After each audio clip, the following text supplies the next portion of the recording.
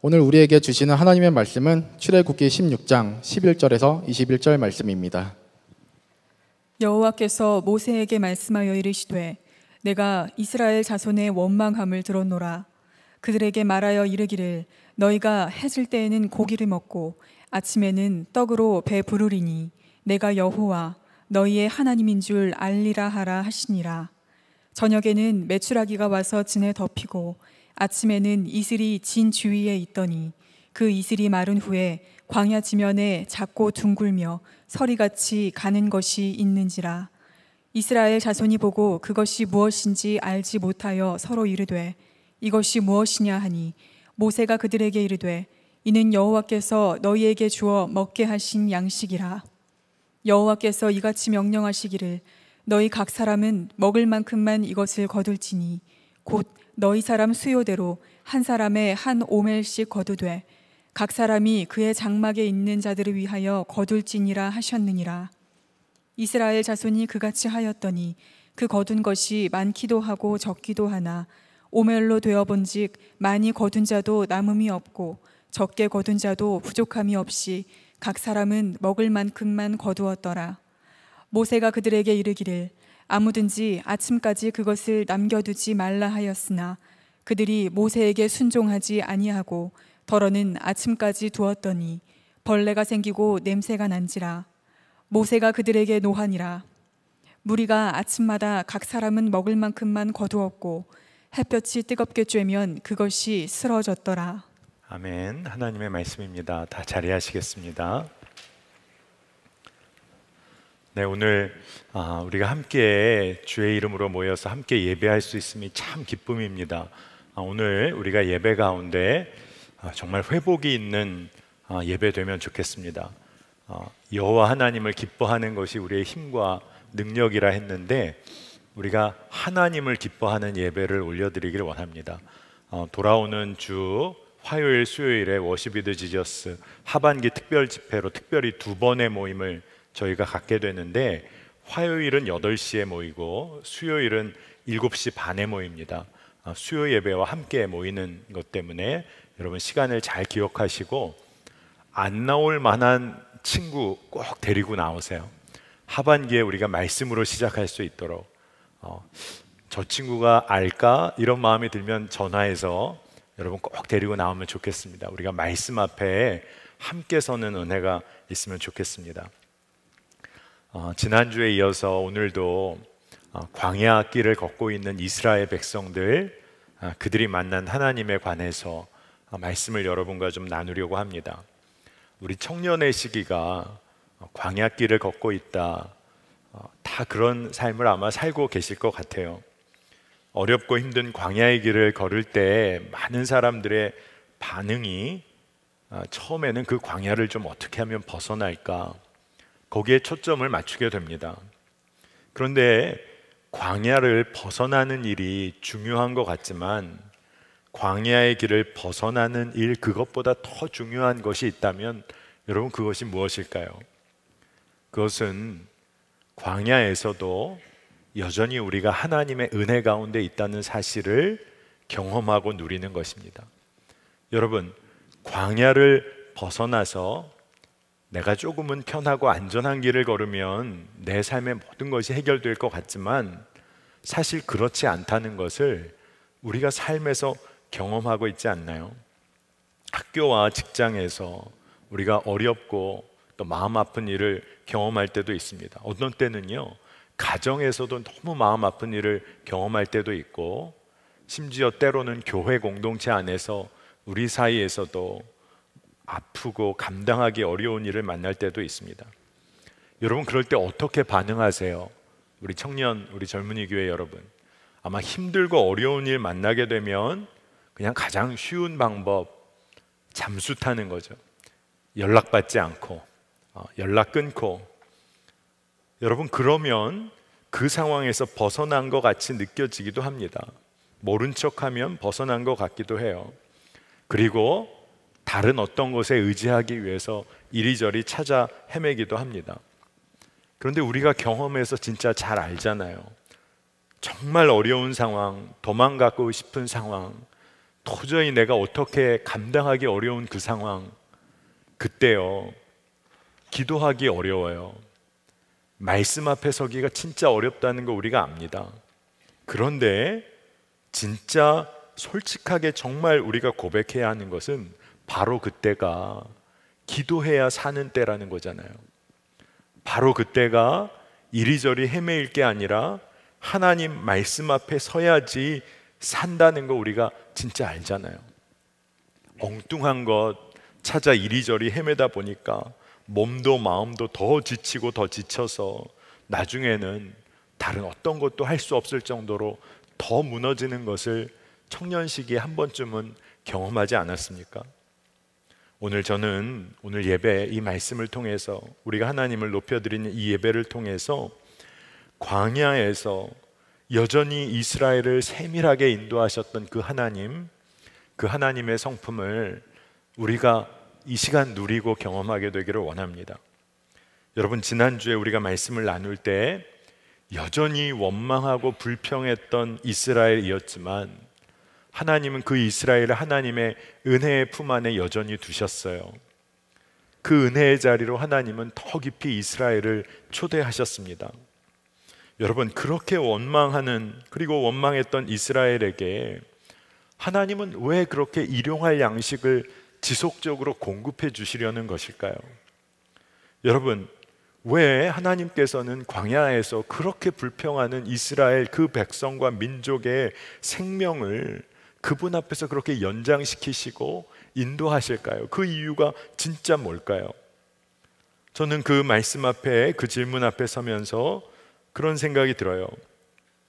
여호와 하나님이 인류의 하나님이라는 그런 일반적 고백, 그 정도에 그치는 것이 아니라 이스라엘 백성들에게 바로 나의 하나님, 나의 하나님, 우리의 하나님, 이 고백을 듣기 원하시는 하나님의 마음을 보게 됩니다. 그분과 진짜 교제하는 삶이 생명이라는 것을 하나님께서 알려주고 싶으셔서요, 그 원망하고 불평하는 백성들의 삶을 이끌어 가세요. 하루하루 먹을 것을 허락하시고 삶의 길을 열어주세요. 오늘 말씀 12절 말씀을 보겠습니다. 내가 이스라엘 자손의 원망함을 들었노라. 그들에게 말하여 이르기를 너희가 해질 때에는 고기를 먹고 아침에는 떡으로 배부르리니 내가 여호와 너희의 하나님인 줄 알리라. 하나님의 마음은요, 이스라엘 백성이 내가 너희의 하나님이라는 거 너희가 알기를 원한다. 이 마음 한 가지이신 거예요. 여러분, 너희의 하나님이라는 이 말에는요, 여러 가지 의미가 포함되어 있습니다. 하나님을 구체적으로 경험하고 고백하는 그 백성, 하나님의 말씀대로 순종함으로 그렇게 변화된 삶을 살아가는 하나님의 백성, 그 의미가 내포되어 있는 거예요. 그런데 현실은 여전히 원망하고 있는 백성들이 있습니다. 그런데 여전히 하나님의 은혜 가운데 있는 이스라엘 백성들을 또 우리가 보게 되잖아요. 여러분, 우리의 삶은 어떨까요? 우리의 삶도 여전히 원망과 불평 가운데 있을 때가 있잖아요. 그래서 때로는 우리가 하나님과 거리를 두려고도 하죠. 그런데 우리가 여전히 하나님의 은혜 가운데 있다는 거예요. 오늘 하나님께서는요, 이스라엘 백성에게 하나님 당신의 말씀대로 신실하게 그 은혜대로 그대로 이루셨어요. 저녁에는 메추라기, 아침에는 이슬이 내리고 이슬이 거치자 광야에 희고 얇은 것이 서리처럼 펼쳐져 있었다, 이렇게 말씀이 기록하고 있습니다. 상상해 보세요. 광야에 서리처럼 희고 얇은 것이 온 땅에 덮어져 있습니다.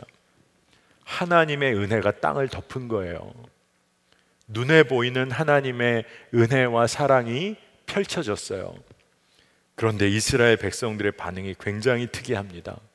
뭐냐 하면 하나님의 백성들은 이것을 몰라봤다는 거예요.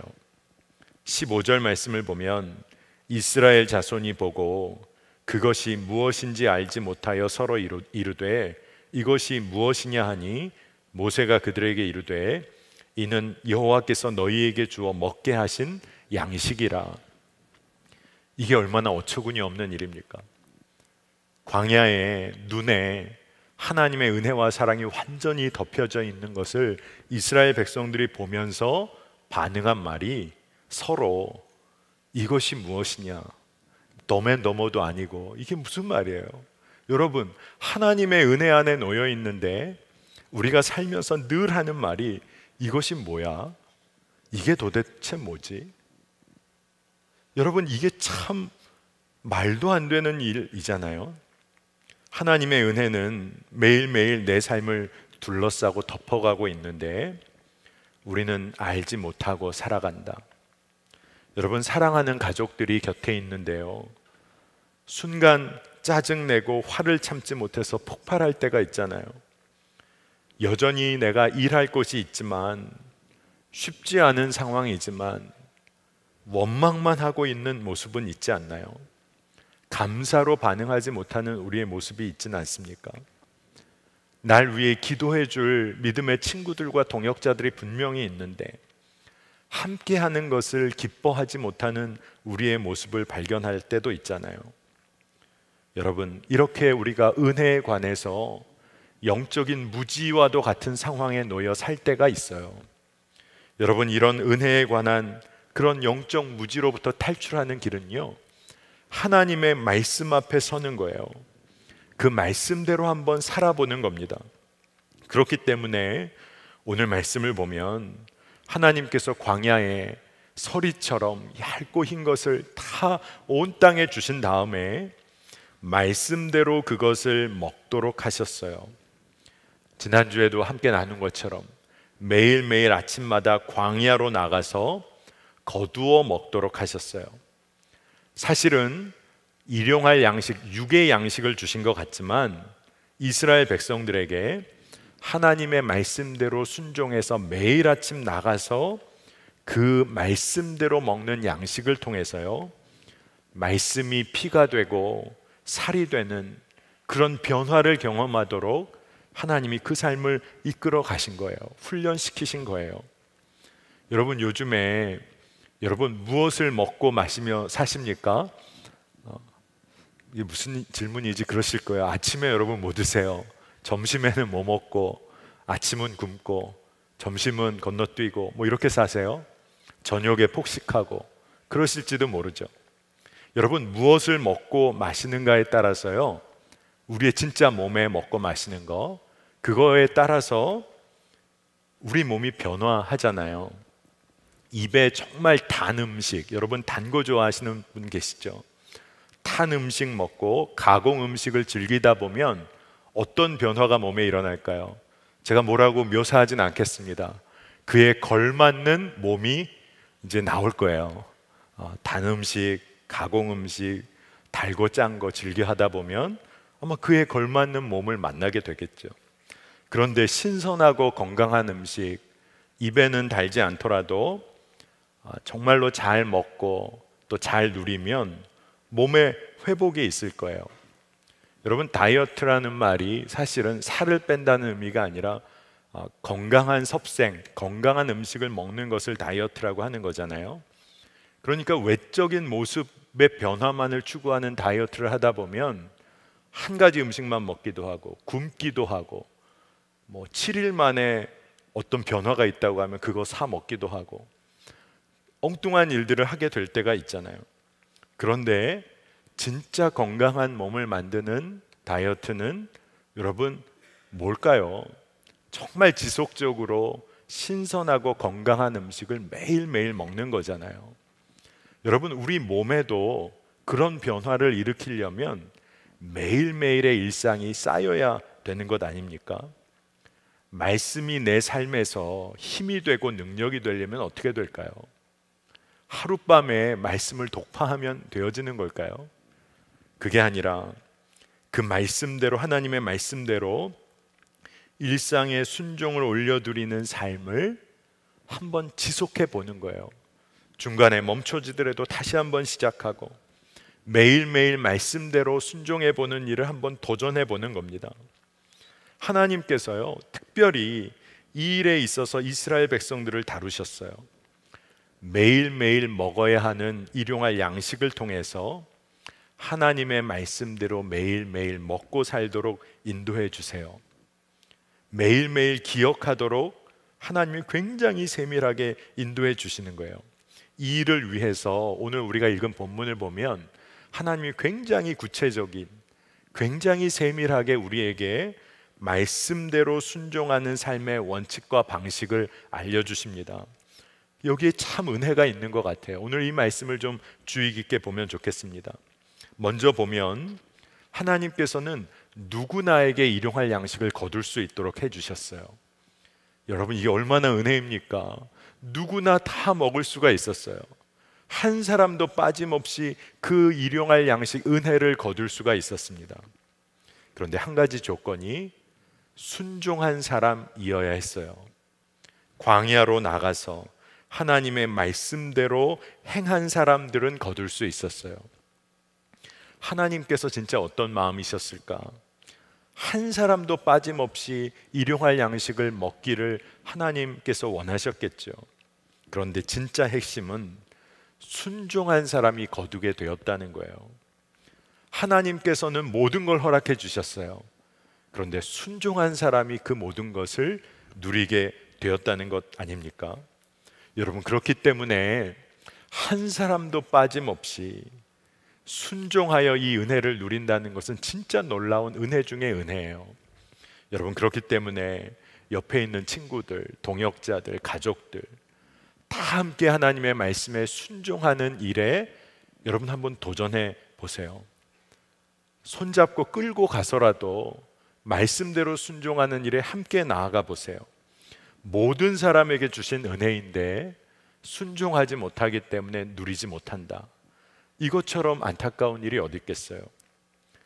또 두 번째로, 하나님께서 만나를 주셨을 때 허락되어진 분량이 있었어요.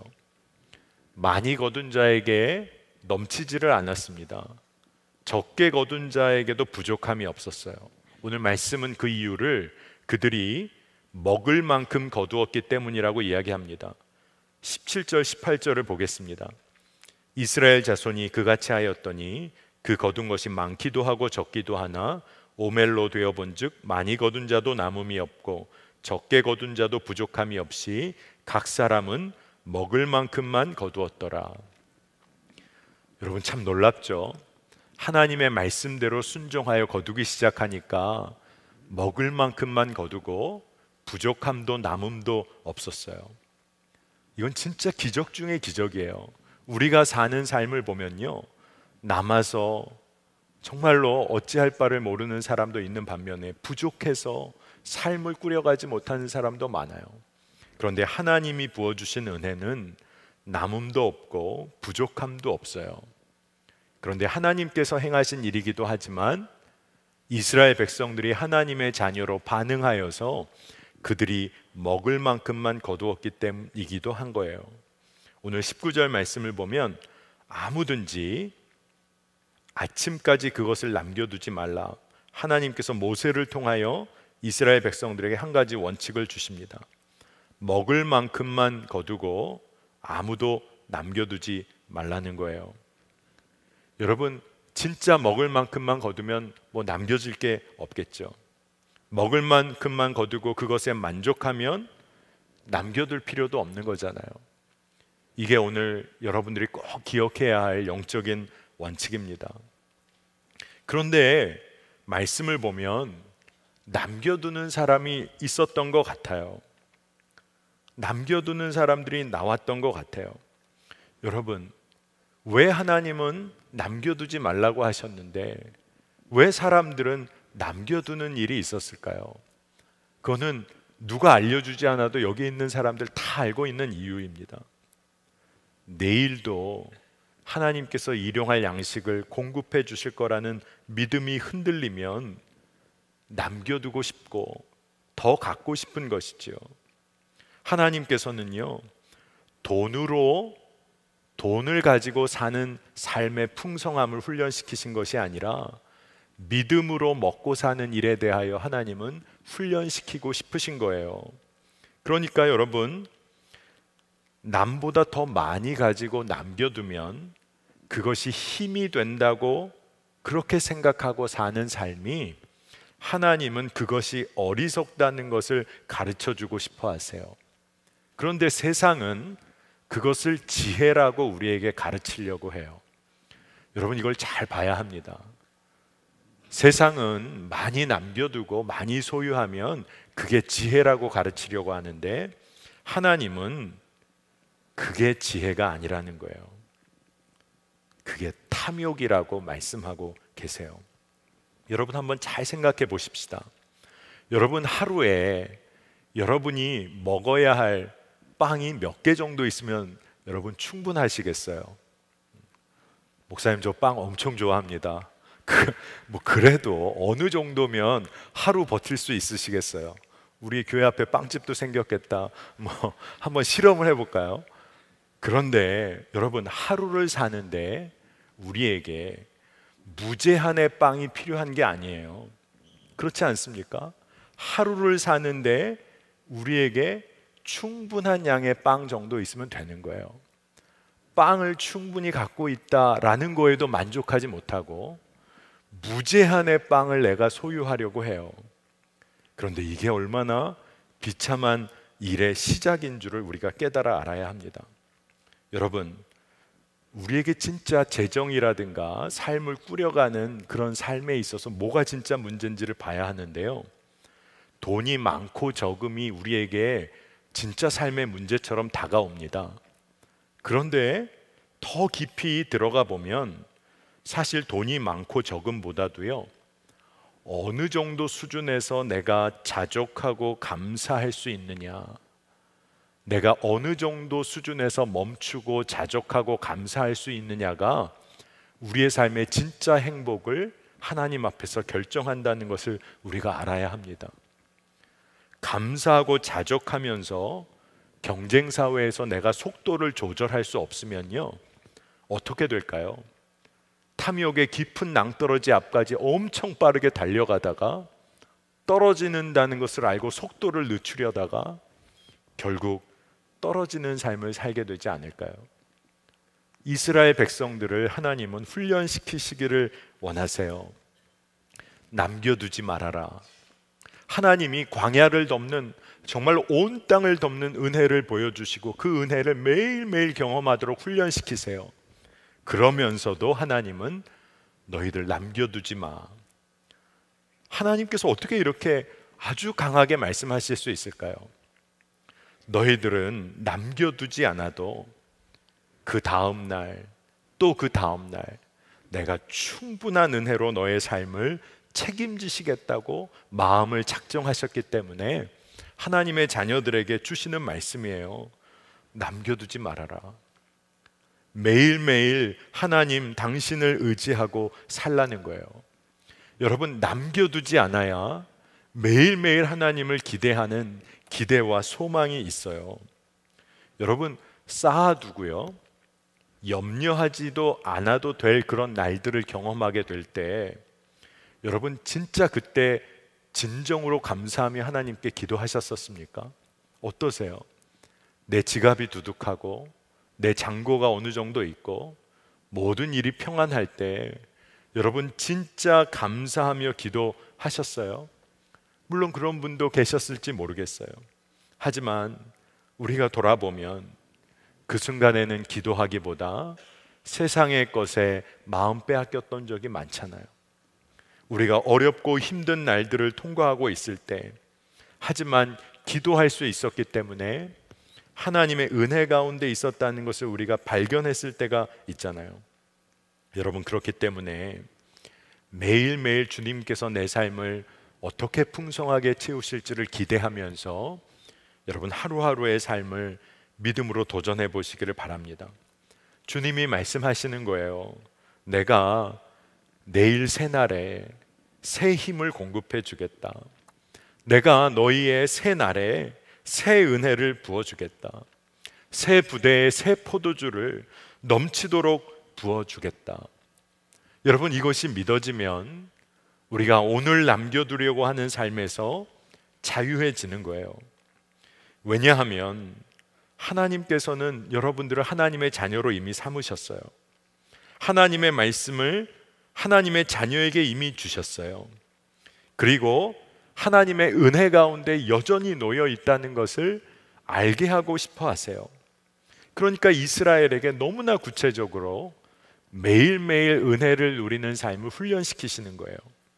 그런데 오늘 말씀을 보니까 그럼에도 불구하고 몇몇은 남겨놓았어요. 그리고 하루가 지나고 거기서 구더기가 생기고 악취가 났다고 기록하고 있습니다. 순종하지 않은 삶에 구더기가 생기고 악취가 났어요. 여러분 기억해야 합니다. 내 뜻대로 남겨두려고 했던 삶에요, 순종하지 않은 삶에 영적인 악취가 나는 거예요.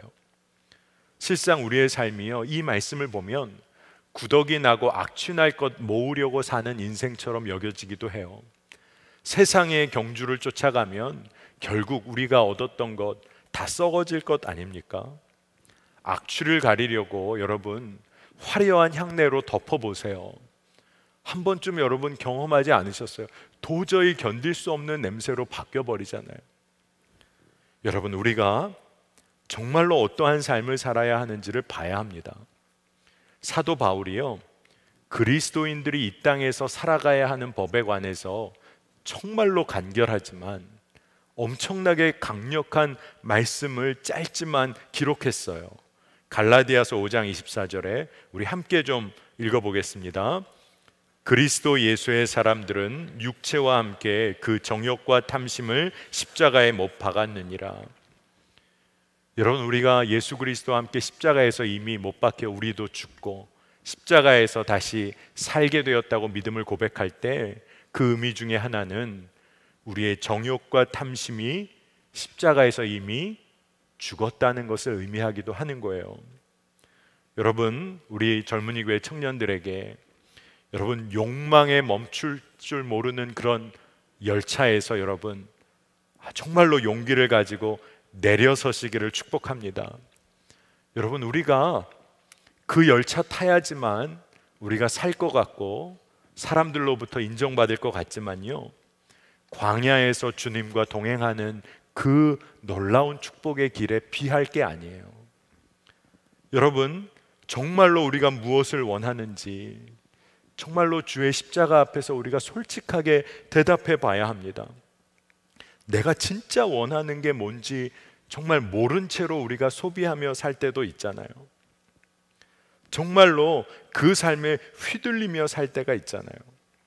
여러분 주님 앞에서 여러분의 삶에, 우리의 삶에 진짜 필요한 게 뭘까? 우리가 말씀 앞에 정직하게 서봐야겠습니다. 저는 오늘 여러분에게 책 한 권을 소개해 드리려고 하는데 신앙서적이 아니어서 죄송해요. 근데 또 제목 자체가 우리 직장 다니시는 분에게는 적절하지 않은 책을 소개하게 돼서 그냥 제가 한번 소개할게요. 이나가키 에미코라는 일본 여자분인데 우리나라에는 이렇게 번역되기를 책 제목이 퇴사하겠습니다 라는 책이에요. 목사님 저는 취업도 못했습니다. 죄송해요. 책 제목은 퇴사하겠습니다예요. 일본이 경제적으로 한창 성장하던 시기에 이 이나가키 에미코가 태어났어요. 그러니까 70년대, 80년대에 이렇게 학교 학창 시절을 보내고 그가 대학을 나오고 이렇게 직업을 얻게 됐는데 아사히 신문 기자가 됐어요. 그리고 그가 신문 기자로 쭉 자기의 커리어를 쌓아가다가 한 50 정도 됐을 때 그가 퇴사를 결심하고 실행에 옮깁니다. 그의 책을 보면 회사에 의존해 살던 삶, 스펙과 연봉과 그 모든 조건이 주는 삶, 겉으로 화려한 삶을 스스로 정리했다고 이렇게 쓰고 있어요. 근데 그 책에 어떤 내용이 나오냐 하면 퇴사를 결심해서 실행에 옮긴 여러 가지 이유가 있지만 그 중에 한 일화를 소개하는데 하루는 직장의 동료들과 함께 노래도 부르고 이렇게 좀 아마 즐기는 시간을 갖다가 이 가발을 이렇게 써봤는데 아프로 헤어, 아프리칸 스타일로 여러분 이렇게 상상이 되세요? 마이클 잭슨 어린 시절에 이렇게 크게 머리가 부풀어 오른 그 머리에 가발을 써봤는데 은근 자기에게 잘 어울리는 것 같은 생각이 들었다는 거예요. 그래서 하루는 용기를 내서 미장원에 가서 4시간, 5시간이 넘도록 그 아프로 헤어를 하고 나온 거예요, 길거리로. 진짜 용기 있는 분 같아요. 저는 퇴사보다 이게 정말 더 용기 있는지도 모르겠다는 생각이 들어요. 그런데 사람들이 이상하다는 눈빛을 보이기보다는 친근하게 다가와서 자기의 말을 걸기 시작했다는 거예요. 그래서 자기도 좀 당황했는데 어떤 경우에는 식당이나 찻집이나 때로는 그가 작은 바에 앉아 있을 때에도 사람들이 다가와서 너무나 관심을 가지면서 함께 시간을 보내기를, 함께 대화를 나누기를 원하는 모습을 보면서 전혀 다른 일들이 일어나는 것을 통해서 내가 생각하고 있는 인생의 방향이 너무 한쪽만을 생각하고 있을 수도 있겠구나. 이 머리를 했기 때문에 퇴사했다는 건 아니지만 이분이 하는 얘기는 전혀 다른 생각을 내가 해보지 못하고 산 것은 아닐까? 이런 생각을 하기 시작했다는 거예요. 그래서 일 이꼴 회사는 아닐 수도 있잖아. 일과 회사는 동일한 게 아닐 수도 있잖아. 회사 이꼴 인생은 아닐 수 있잖아. 이런 생각을 하기 시작했다는 것입니다. 그래서 언젠가는 회사를 그만둘 수 있다가 아니라 정말 회사를 그만둘 수 있구나 라는 것이 정답이 될 수도 있겠다는 생각을 이분이 하게 된 거예요. 그리고 나서 정말 퇴사를 이렇게 단행을 합니다. 그리고 나서 경험하고 맞이하는 삶의 이야기를 책에 쓰고 있어요. 이나가키 에미코라는 여인이 퇴사 후에 모든 것이 처음에는 불편하고 뭐 하나 하기가 신용 관련해서 어렵고 두려웠지만 스스로 그가 어떤 삶의 의미를 찾아가고 있는지를 담담하게 쓰고 있어요. 그중 하나가 돈과 일의 관계입니다. 돈과 일이라는 것은 참 우리 사회에서 우리 청년들의 삶을 얽어매는 삶의 구조잖아요. 그런데 그녀가 퇴사한 다음에 삶의 변화를 겪으면서 많은 돈이 필요하지 않은 삶을 이렇게 살면서 많은 돈이 필요하지 않은 삶을 사니까 일이 재밌어지기 시작했다는 걸 경험했다는 거예요. 이게 참 이상하죠. 그러면서 그가 이런 얘기를 합니다. 진짜 중요한 거, 그녀가 회사에서 사실 많은 것을 배웠다고 그런 이야기를 하는 거예요. 그 얘기는 뭐냐 하면 회사를 그만두고 나니까 회사를 바라보는 눈이 달라졌다는 거예요. 삶을 바라보는 초점이 달라졌다고 얘기를 합니다. 그녀가 그의 책 말미에 이렇게 책을 매듭을 집니다. 제가 한 몇 줄 그대로 읽어드릴게요. 회사는 나를 만들어가는 곳이지 내가 의존해가는 곳이 아닙니다. 그걸 알게 되면 회사만큼 멋진 곳도 없습니다. 그리고 수행이 끝났을 때 당신은 언제고 회사를 그만둘 수 있습니다. 다만 언젠가 회사를 졸업할 수 있는 자기를 만들 것, 그것만큼은 중요한 게 아닐까요? 이러면서 책을 마무리하고 있어요. 이게 퇴사하라는 얘기인지 회사 잘 다니라는 얘기인지, 근데 잘 읽어보면 회사에서 돈을 위해서, 세상의 평가를 위해서 사람들의 눈을 쫓아 살다 보면 회사는 엄청나게 얽어매는 구조라는 것이죠. 하지만 회사에서 자신을 만들어가는 훈련의 기간으로 삼고 그리고 당당하게 회사를 졸업할 수 있는 삶, 그때 회사가 너무 감사하고 또 그곳이 자기에게는 참 좋은 곳이었다고 말할 수 있는 삶에 관해 이야기하고 있더라고요. 제가 왜 이렇게 긴 시간을 설교 시간에 취업도 안 한 여호수아 공동체 분들에게 퇴사 이야기를 하고 있을까? 저는 왜 이 이야기를 하냐 하면 자신의 삶을 믿음으로 조절해 갈 수 있는 힘, 자신의 삶을 믿음의 눈으로 말씀으로 통제해 갈 수 있는 힘을 우리가 잃어버리면요, 세상의 영에 따라 놀이개감이 된다는 거예요. 세상의 영이 우리를 가지고 놀 수도 있어요. 여러분, 회사 속에서도 일터 속에서도 무엇을 위해 살고 있는지가 분명하면 그 인생은 의미가 있어요.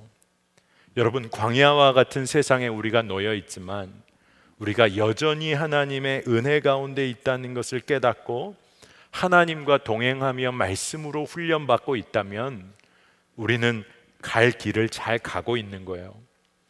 어떤 분들이 그런 얘기를 하더라고요.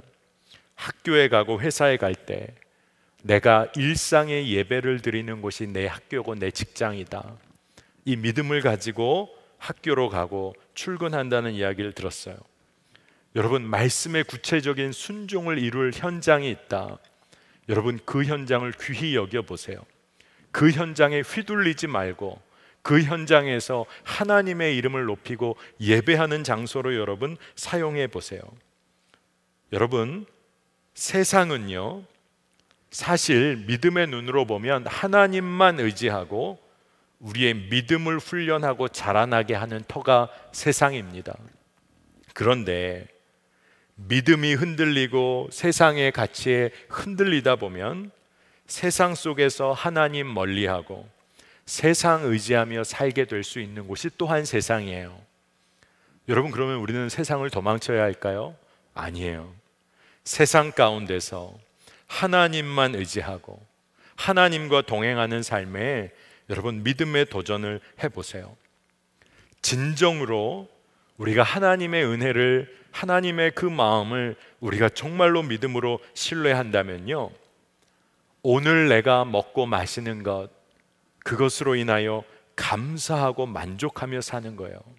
이게 기독교 영성의 굉장히 중요한 한 측면입니다. 하나님이 족한 은혜를 주신다.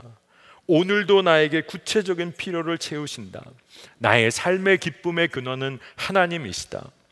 이거를 오늘 누리는 거예요.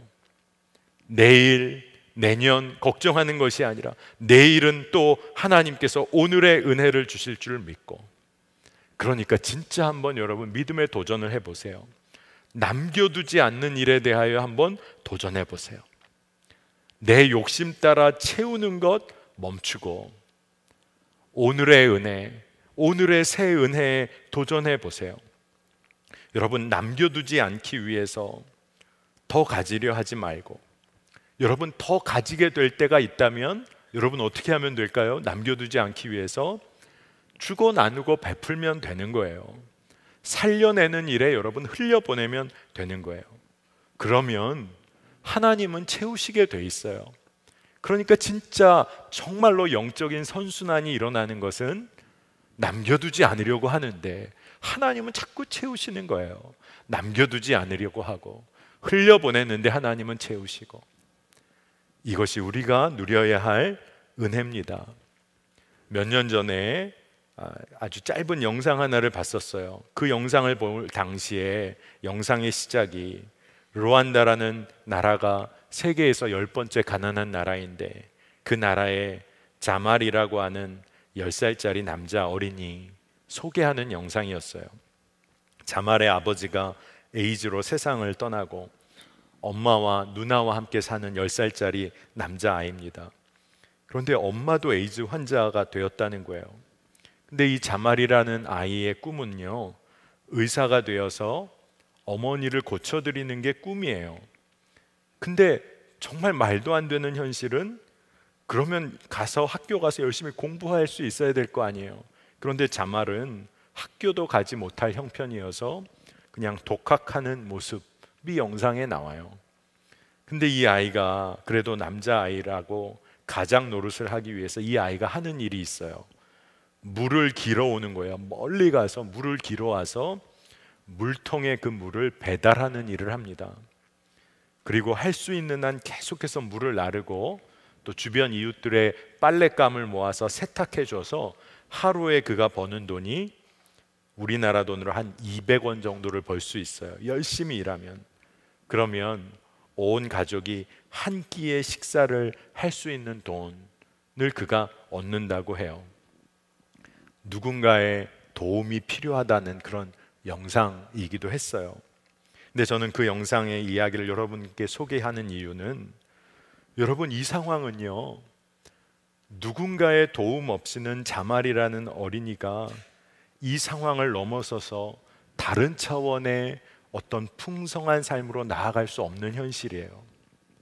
아무리 열심히 일해도 하루에 200원 벌어 한 끼 먹을 수 있는 거예요.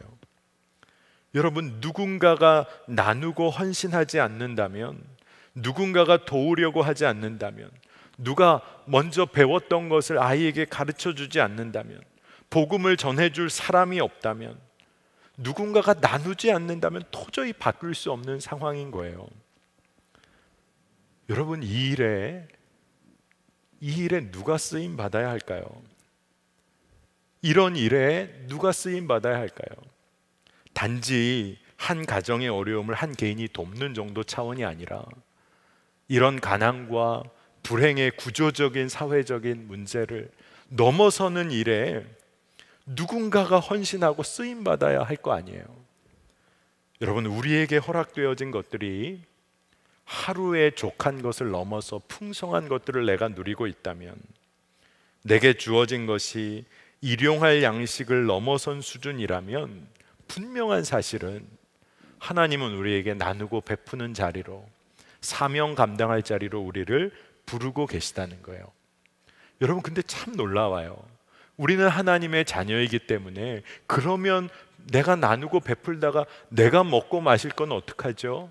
이건 진짜 어리석은 질문이에요. 하나님이 우리의 참 부모가 되시는데 그게 뭐가 걱정이에요? 하나님이 일용할 양식을 채우시는 신실하신 분이신데 뭐가 걱정이 돼요?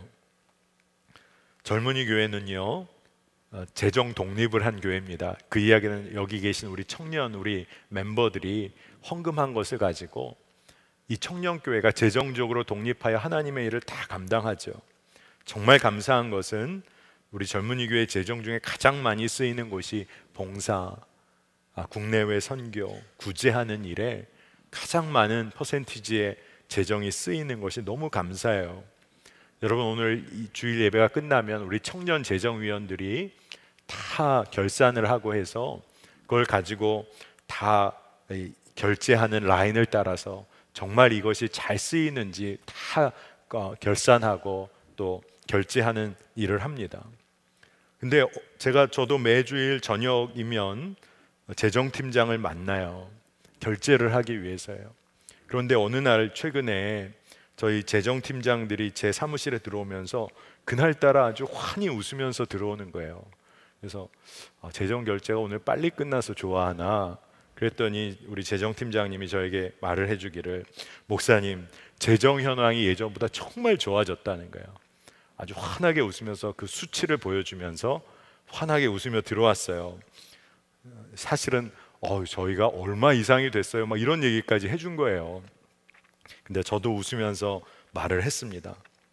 그거 다 나갈 돈이야. 하나님이 쓰실 때가 있으니까 채우시는 거지. 그거 다 나가야 할 곳이 있는 거야. 그랬더니 재정팀장이 막 웃으면서 저에게 또 그 얘기를 하더라고요.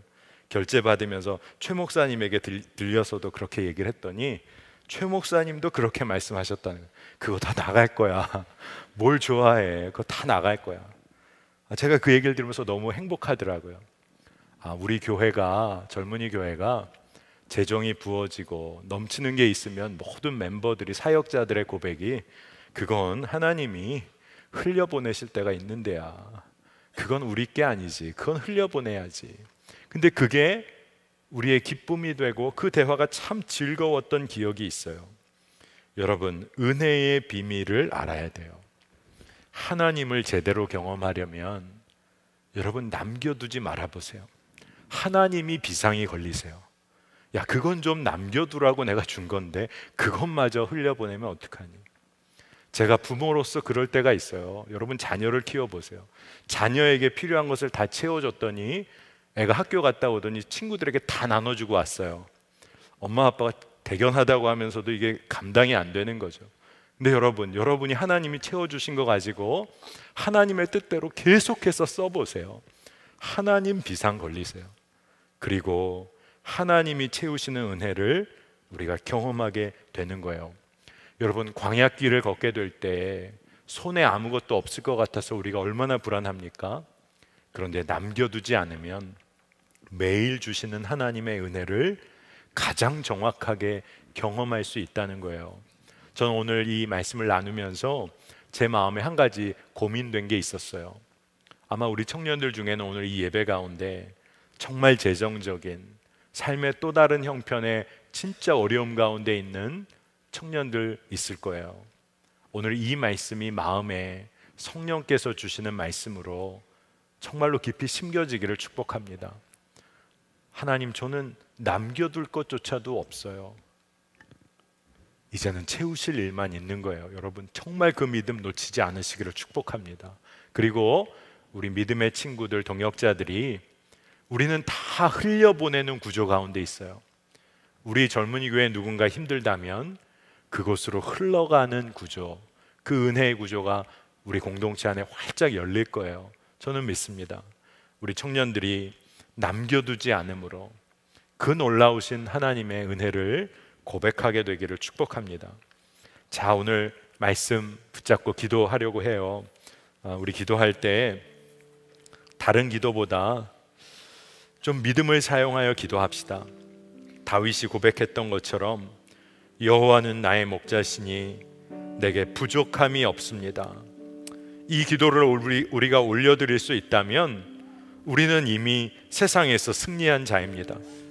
하나님, 나의 참 부모님 되시니까, 나의 매일매일을 새롭게 하시는 하나님이 계시니까 제게는 부족함이 없습니다. 제가 남겨두지 않는 인생을 살게 하여 주옵소서. 남겨두지 않는 자로 살게 하여 주옵소서. 우리 이 믿음 가지고 주의 이름 한번 부르고 기도하겠습니다. 주여, 오 하나님, 오 하나님, 오 하나님, 오 하나님, 인도하여 주소서. 오 하나님, 인도하여 주소서. 주님만 바라보게 하여 주소서. 주님만 바라보게 하여 주소서. 주님만 의지하게 하여 주소서. 주님만 의지하게 하여 주소서. 남겨두지 않는 자 되게 하여 주소서. 남겨두지 않는 믿음을 갖게 하여 주소서. 매일매일의 삶 가운데 주의 은혜를 누리게 하소서. 하나님, 매일매일 말씀의 순종을 올려드리게 하소서. 부족함이 없는 삶을 누리게 하소서. 여호와는 나의 목자시고 나의 참부모가 되시고 내가 매일매일 주의 은혜를 누리고 경험할 것입니다. 우리 청년들의 삶에 군고함을 하시는 주님, 주여 채우시고 넘치게 하시는 은혜를 누리게 하여 주시길 원합니다. 남겨두지 않는 인생 살게 하여 주소서. 나누고 베푸는 인생을 살게 하여 주시기를 원합니다. 오 주여, 주를 의지하는 인생 살게 하여 주시고 우리가 정말로 주를 의지하며 주여 나의 인생 가운데 흔들림이 없는 삶을 누리게 하여 주시기를 원합니다.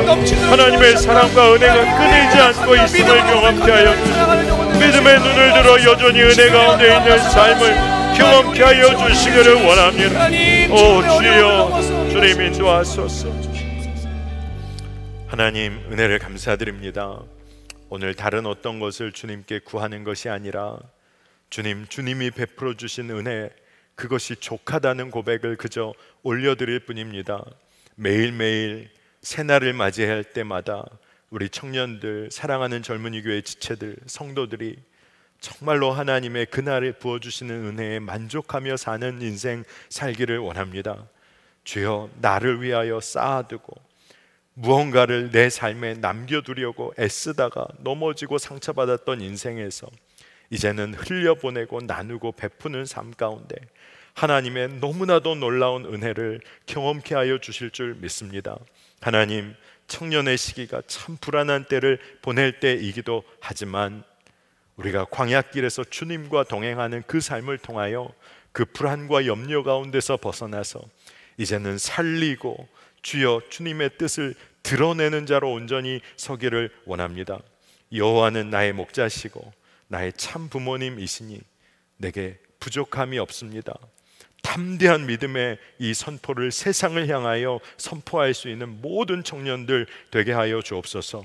오늘 정말로 감사함으로 주여 구별된 예물을 주께 올려드리고 우리의 삶을 주께 올려드립니다. 하나님, 우리 청년들의 삶을 귀히 구별하여 사용하여 주셔서 이 나라와 민족과 열방을 위하여 주의 복음의 통로 되게 하여 주옵소서. 오늘도 주님, 정말로 열방에서 보이지 않는 곳에서 하나님의 영광을 위하여 쓰임받는 선교사님들과 주의 종들을 주여 붙잡아 주시고, 특별히 억압받고 핍박받는 곳에서 주님을 예배하는 모든 주의 백성들을 주님 그들을 붙잡으셔서 그들의 마음에 큰 위로와 기쁨을 주시기를 원하고, 오늘 우리 예배하는 이 자리에도 하나님의 위로로 크게 채워주시기를 원합니다. 하나님, 이 나라가 참으로 어려운 때, 하지만 주의 인도하심만을 따라가는 너무나도 소중한 기회를 또 그 시간을 보내고 있습니다. 남북 정상회담을 앞두고 있는 모든 준비하는 주의 사람들, 곳곳에 주의 사람들을 세우셔서 하나님, 하나님의 역사를 이루어 주옵소서. 저희가 기도하게 하여 주시기를 원합니다. 기도를 통하여 역사가 바뀌어지는 은혜를 보게 하여 주옵소서. 모든 것 감사드리고 예수 그리스도의 이름으로 간절히 기도합니다. 아멘.